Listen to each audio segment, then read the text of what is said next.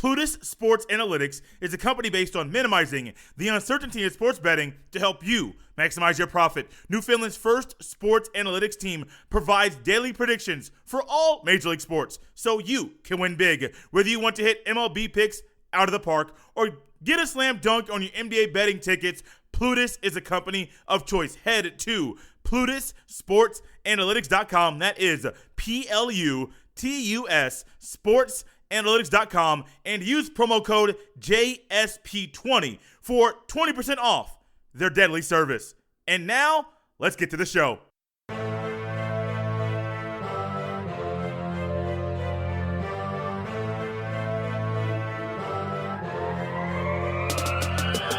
Welcome back, everybody, to the episode of the Jake Stevens Podcast. This is the episode number 170, dedicated to a man who on February 1st, 2004, beat Marat Safin to win his first Australian Open, Mr. Roger Federer. And as always, thank you for listening and downloading another episode of the podcast. On today's episode, we talk a little bit about a trade that went down in the NFL that got a lot of attention, Major League Baseball. When will your season start? And one thing I missed from the Pro Bowl celebration. But first, a couple months ago, it was announced that there would not be an NBA All-Star game in this current season. And a lot of people, they were upset. Oh, man, no All-Star game. Are you crazy? You guys can celebrate the players and have the best go to one location, which would have been Indianapolis, Indiana. That was the original spot of the All-Star game. But based how things were in the NBA, and honestly based how things were with the virus in Indianapolis, Indiana, they decided to cancel it. So lately, there has been talks, there has been rumors, there have been rumblings and negotiations that there will be an NBA All-Star game. But the NBA, they're doing something a little bit interesting to me. I think they're trying to gauge the temperature of the fans. They've opened voting without there actually being a game scheduled to be played. The NBA, throughout this entire time of the virus, some have said they have got it right. Some have said they have got it wrong. Some have been somewhere in between. Some things made sense. Some things did not. And right now, the NBA, the way I look at it, okay, cool, I get it. Open up voting. Will there be a game? Will there not be a game? That's to be determined. But we at least want to get the votes out, get all the votes we can, see the temperature of the fans and the players and media members, whoever wants to vote, to say, hey, look, we're going to allow you to vote for players. Will there be a game? We don't know. And to me, that's like a teaser. That's like a little tease. You know that person, you may talk to them, or someone that's in your family. They're always talking about these big plans. They never happen. There are someone, oh, man, hey, look, I got this trip planned. I know, I'm going to Australia. I've talked about this trip all my life. I got the money. I got somebody to go with me. I got plans. I know where I'm going to be going. I'm going to Australia. Lo and behold, it turns out they're not going to Australia. Why? Something happened, and lo and behold, the plans fell through. Another trip. They talk about, oh, I got this, man. I got this job, man. Where the job at?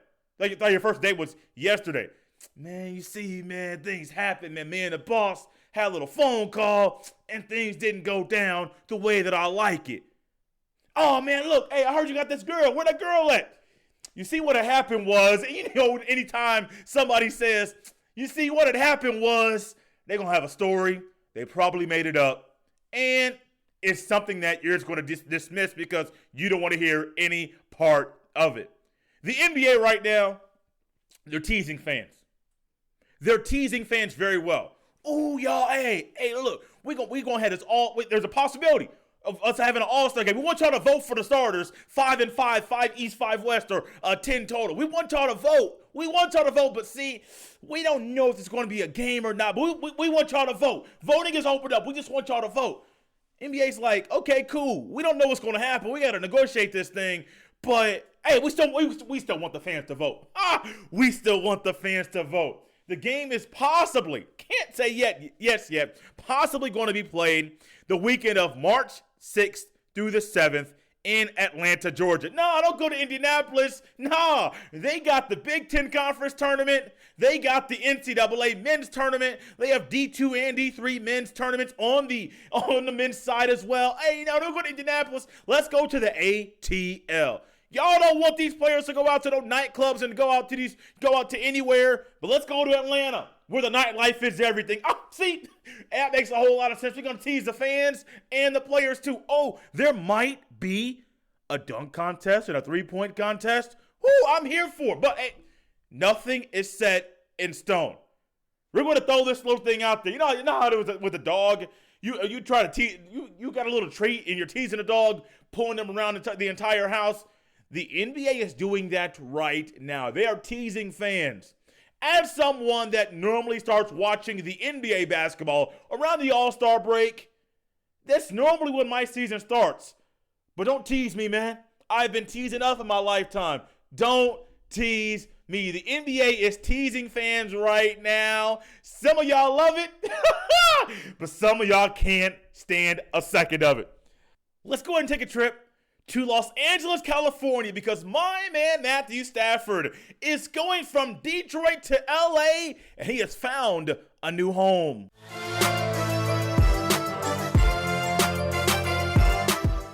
There comes a time in every professional relationship things have to end. You don't want it to happen. No one likes the reality that our party and the other party have to mutually part ways. Well, that is what has happened in Detroit. Matthew Stafford, Detroit Lions, they have mutually decided to part ways, and everyone was wondering where he would go next. Would it be Indianapolis? That was the number one team on numerous charts. Or would it be another team in the National Football League? The one team Matthew Stafford did not want to go to, the New England Patriots. I don't blame him, but I don't think you nor I thought the LA Rams would do what was needed to take Matthew Stafford and his talents and move them from Detroit to Cali. This is something here that when I heard about the trade, when I heard about what came down, when I heard about who was moving, where they were going, what he was getting shipped off for, my eyes got big. Matthew Stafford has a lot of value left in the NFL right now. He is a guy, a 12-year career, comeback player of the year in 2011, Pro Bowl selection in 2014. While he was at the University of Georgia, he was a first-team All-American in 2008. In the NFL, he can make all the throws. Matthew Stafford is a guy who can make all of the throws. Now, he's been in a bad organization his entire career. The three best guys that I could think of, Megatron, Barry Sanders, and Matthew Stafford, they had no idea how to properly put the kind of talent around them that they needed to win football games. Matthew Stafford is a good quarterback, better than a lot of people think, and he gets disrespected and underappreciated mainly because of the organization that he has been with his entire career. I'm a person that I thought Matthew Stafford to Indianapolis was a done deal. Indianapolis has the money. Indianapolis has some draft picks. Indianapolis has some players to make this thing work. So I thought, hey, there's players on Indianapolis on the offense or the defensive side of the ball that Detroit could say, hey, give us them, give us some picks. We will give you Matthew Stafford and make this thing a done deal. Maybe, just maybe, the thought of Chris Ballard, the general manager in Indianapolis, has another idea in mind, because I have seen that the Colts were number 3 or 4 as far as importance to get Matthew Stafford, not number 1. How many years will you get out of Stafford? I don't know. I'm expecting or suggesting maybe 3 to 4 more years before he calls it quits. Now, do I think all of those will be elite years? I do not. 2, maybe 3 years of elite or high caliber, or Matthew Stafford playing at the level that we kind of expect him to play at, making all the throws, being very tough out there on the football field, that kind of quarterback. But that 4th year, if he plays a 5th, I don't think he'll be at the top of his game. It could be 2 years, and we start to see a decline in the play of Mr. Matthew Stafford. Mutually deciding to part ways with an organization that you have been with your entire career, it's not easy at all. I mean, I have not been anywhere for 12 years. I have had friends for that long, but there's always an off and on. But mutually parting ways with a friend, I don't think I've done that. I don't think I've done that. Not a friend that I've been friends with for that long a time. I don't think I have done that. Not in a relationship with the girl for that long at all. So I don't have anything to say, oh, a 12-year relationship, let's go ahead and call it quits. Let's go ahead and part ways. You go get your guy. I'll go to a team, or I'll tell you who I don't want to go to, and then we can try to make this trade thing work. I do find it interesting. Matthew Stafford said, I don't want to go, and I'm not going to New England. New England Patriots, you got Bill Belichick, you got Josh McDaniels. Would he go in and be the starter day one as a quarterback? Absolutely. Cameron Newton beating out Matthew Stafford? Please, not going to happen. Not at this stage in Cameron Newton's career. And honestly, Matthew Stafford has always been a better thrower of the football than Cameron Newton. Some may say, Jay, you're crazy. Watch the film and then come talk to me. But Matt Patricia has gone back to New England to work with the organization. The role that he has escapes me right now, but I do know, and I certainly believe, not on first-hand knowledge, just by watching that team play the football, I don't think Matthew Stafford wants anything to do with Matt Patricia while they're on the football field together. Matthew Stafford, man, a lot of people try and knock the guy, but he's one quarterback that if you need one, I would try to scoop him up as quick as possible. A lot of teams need quarterbacks in the NFL. There are not 32 starting caliber quarterbacks in the National Football League. And LA said, hey, we got Jared Goff. He has this massive contract, but go ahead. Hey, if Detroit, we want your QB. We'll ship you ours and a few more things. We can make this thing work. Detroit dealt Matthew Stafford to LA in exchange for 2 future first-round picks, a third-round pick, and Jared Goff. The 2 are former number 1 overall draft picks, and they're being traded, and they're basically trading places. Well, hold on. Let's backtrack real quick. I'm reading that right off of a tweet from Adam Schefter because I wanted to make sure that I got the details of the trade correct. Matthew Stafford went to LA, traded for 2 first-round picks and a third-round pick, and QB Jared Goff. You mean to tell me, and I think I may have mentioned this on a podcast previously, if not, we're going to hear the story right now. My football team, when I was in high school, had a football coach named Rick Carrico, linebacker coach, defensive coordinator, and he was a science teacher. Coach Carrico, he had this one thing he would always say in his own voice. I am going to try to do it, but I know if there's someone listening that went to Lawrence Central High School, they may say, Jay, you can try that Carrico voice, but it's very, very hard to duplicate.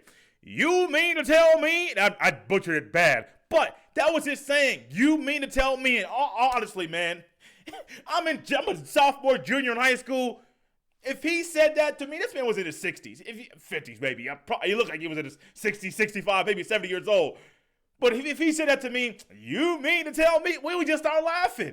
Just his voice, his demeanor, the way he carried himself, the way that he seemed like he was hurting him to walk at times, but he would still roam up and down that sideline every Friday night. You mean to tell me this is what Matthew Stafford is worth?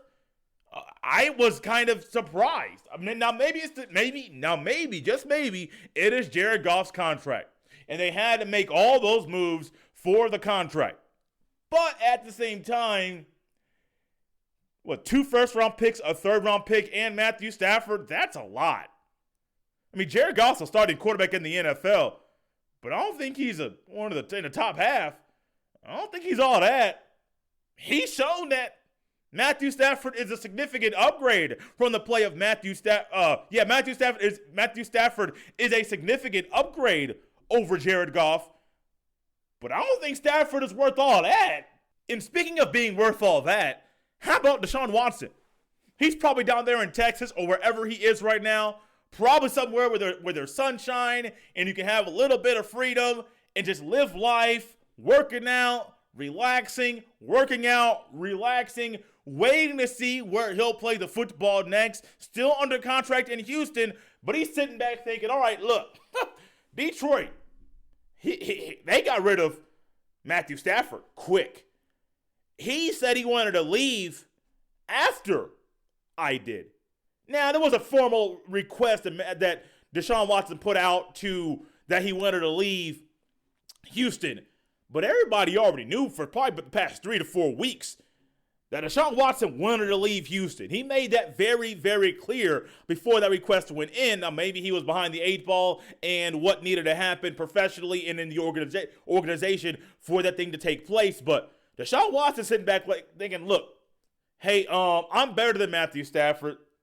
My team has known for a while I want to leave. We can make something happen really, really quickly. Let's make this thing go. Let's make this thing go right now. And Deshaun Watson probably sitting back thinking, all right, y'all, look, you think I won't hold out?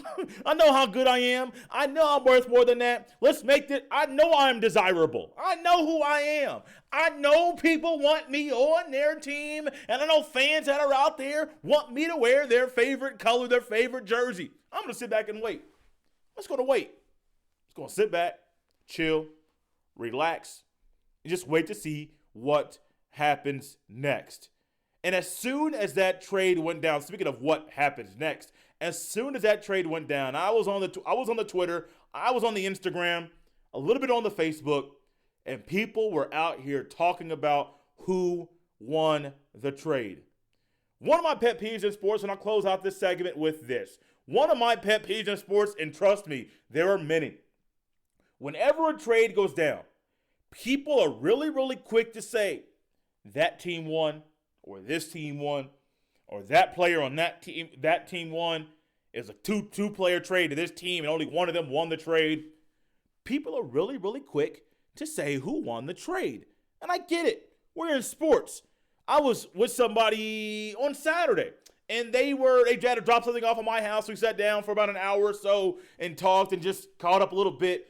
And I had a basketball game on. I believe it was Texas Tech and West Virginia. And they looked at me and said, who do you want to win? I said, I don't care. I mean, personally, I was sitting there watching the game and just trying to watch a good game and just relax. And, they said, who do you want to win? I said, I don't care. They looked at me and said, you're a host of a sports podcast, so you don't care who wins the game? No, I really don't. Honestly, I didn't at all. I did not at all. West Virginia, Bob Huggins, Texas Tech, Mac McClung. I don't care who wins the game. I just hope it's close the entire time because your boy don't like watching blowouts. But we are almost brainwashed into saying automatically who wins the trade. And whenever you're brainwashed or you're programmed with something in your head, yes, it's going to take a long time for that to leave your brain and to get over that habit.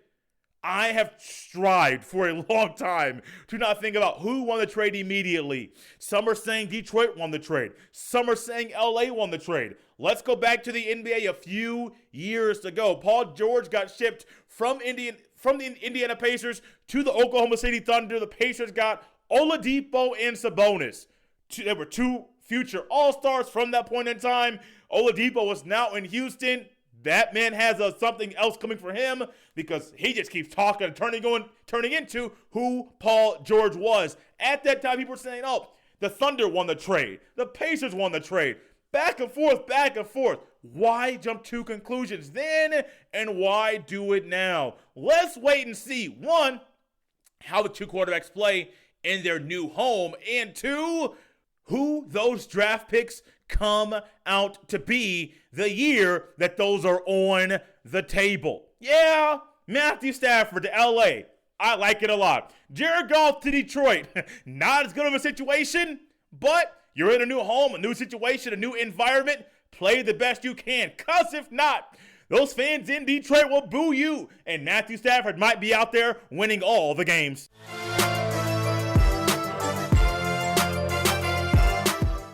The expectation among many for numerous sports leagues out there is for them to start as planned with a couple modifications.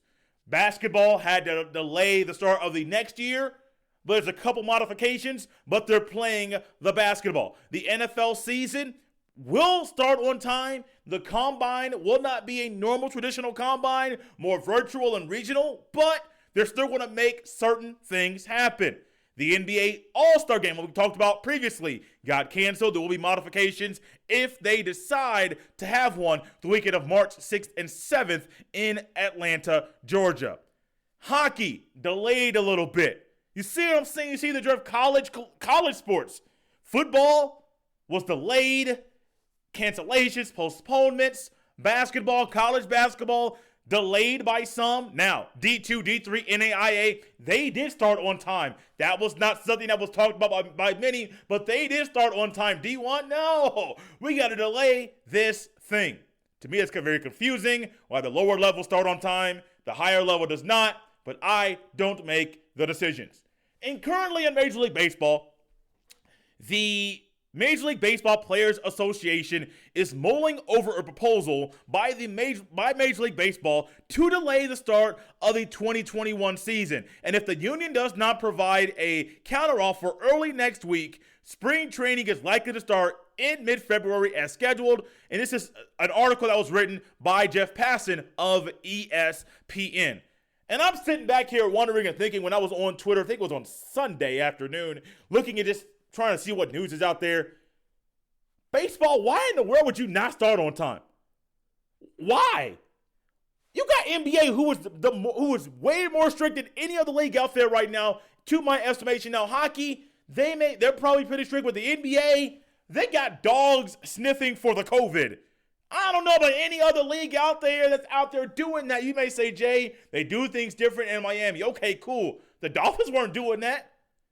The Dolphins weren't doing that. I have not heard any rumblings of the Marlins having or planning to have COVID sniff dogs. No, the college football playoff national championship was right there in Miami Gardens in Hard Rock Stadium. I heard no rumblings or talk about COVID sniffing dogs that have actually been around for a while. Go over to the Middle East where they got all the money. They were doing the same thing there to sniff around and see what if you had the COVID or if you didn't. Miami down there has a COVID sniffing dogs. In baseball, y'all trying to delay this thing again? Why? Make it make sense. Please, baseball. I don't mean to beg and plead with you, but make it make sense.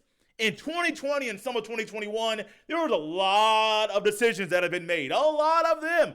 And I have heard of the decision, and the first thing that comes out of my mind is make it make sense. You and your teacher.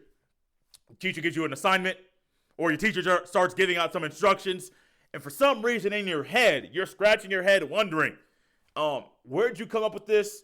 How'd you get to this conclusion? And please make it make sense to me. Now, your teacher may be thinking you're not comprehending what's going on.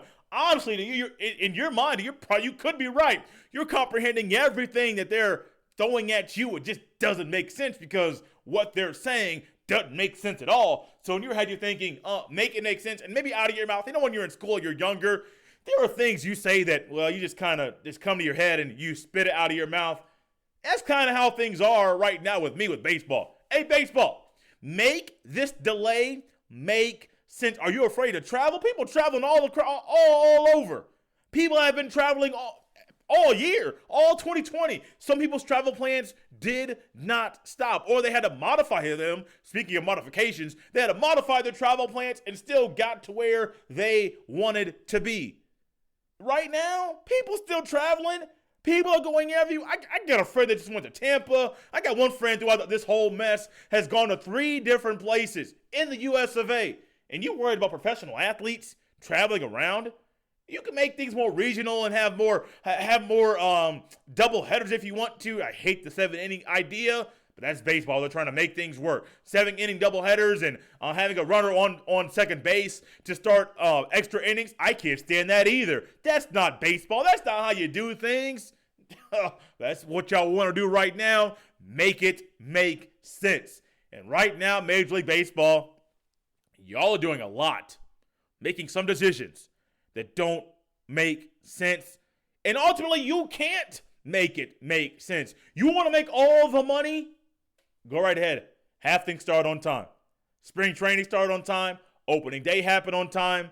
Allow some fans to go to games. Why? Because that makes a lot of sense. You may say, Jay, people are worried about the virus. Okay, they ain't got to go. They ain't got to go. If I'm worried about catching something when I go somewhere, will I go? Absolutely not. Speaking of this, I had plans on Saturday evening to go to a high school basketball game. There were two reasons. One, I really wanted to see some basketball. I was really wanted to go see some live sporting event. Number two, this is a high school gym, pretty large in the state of Indiana, not in the top 10 in the country or in the state of Indiana, but as far as capacity-wise. But I really wanted to go to this particular gym to check it off my list of large high school gyms in the state of Indiana that I wanted to go to. Lo and behold, what happened on Saturday? We got a snowstorm. Now, it was snow. It was bad. It wasn't icy. It didn't get cold enough for ice and for things to freeze over. Thank God, because that would have made things really hard and harsh for myself and other people. So I left my home a little bit earlier than I expected, about a 50 to 60-minute drive from where I live to where the game was being played. I got about 10 minutes down the road. Your boy got off on an exit and turned around. Why? Because I was not about to waste my time and drive in the snow to go watch this game. I really want to watch some high school basketball, pro ball, college ball. It don't matter. I just wanted to watch something live instead of watching it on the TV all day long. I wanted to go bad, really bad, but there was something in my way hindering me. I could have gone, and I could have been just fine, but I said no. Because of what's going on right now, I'm going to stop myself from going to something that I really want to go to. And it's the same with sporting events right now. Some of you right now, unfortunately, I don't like to say this, I know it's reality for some, you're on full lockdown still for almost an entire year. That's not fun at all. Some of you can do life and live life the way you want. Make call your own shots. Ain't nothing shut down. You ain't on lockdown. You are very happy. There are some of you that are not on lockdown that do want to go out to games, but the virus is out there. You don't want to catch it, so you've been staying home. You may go to the grocery store to get some groceries. You may have to run some errands. You may have to go to the doctor. But ultimately, if it's not something you have to do, you aren't going. And I get it. But there are people out there that want to go to games in Major League Baseball. Y'all want to make all the money? I know you do. Owners are in this for the money. Baseball players, the love of the game in for the money. But I know the owners, man. Hey, box office, those ticket sales, those concession stand sales. Hey, y'all want to bring in all the money. So, baby, you want me to help? You know what will help you make all the money? Allow a few thousand fans to go to these games. You got baseball stadiums that seat 40, 45,000 people. Y'all can have a few thousand. Go sit into some of these stadiums to watch the baseball. Fenway Park, Wrigley Field, Yankee Stadium, all around the country. Dodger Stadium, all around the country. People will be wanting to go to these games, spend their money to watch the baseball. Allow it to happen because it makes sense. Some may say, Jay, you're crazy. There's a virus out there, and I don't want you or myself to get the virus. That's great. You make your decision for you, and other people make the decision for themselves if they can watch a live sporting event. One thing, speaking of live sporting events that I love watching live when I was younger, that went away from the Pro Bowl celebration, that I would love for them to bring back at some time, is the Pro Bowl Skills Challenge. So much fun. Just yesterday, on Sunday, the last day in the first month of 2021, they had the Pro Bowl celebration. Now, I had heard talks and rumors and rumblings. Oh, we're going to have a Madden challenge or a Madden tournament, or we're going to play the Pro Bowl virtually via Madden. Like, are you serious? Like, it's just me thinking of myself. All right, cool. So we're going to play a video game on ABC. I saw Pro Bowl celebration. I was watching the Ohio State-Michigan State game on Sunday afternoon on CBS, and right under that on the YouTube TV, I believe is ABC, and ABC had Pro Bowl celebration starting after the X Games. I know the X Games came on, I think, at 1. This is all Eastern time. I think the Pro Bowl celebration started at 2:30 or 3. And so I'm like, okay, Pro Bowl celebration. Okay, cool. I'm not watching a Pro Bowl because I know it's not the real football. I don't know what kind of variation they're going to have right now to celebrate the Pro Bowl, but Madden? Is that what we're doing now? Madden? No, that's not a way to celebrate. They're not going to have a party. They're not going to have some debates. Oh, the one year they had Michael Irvin, Jerry Rice, and Deion Sanders, and these guys talk trash back and forth. To me, that's more exciting, more enjoyable. I would rather watch that than Madden on TV.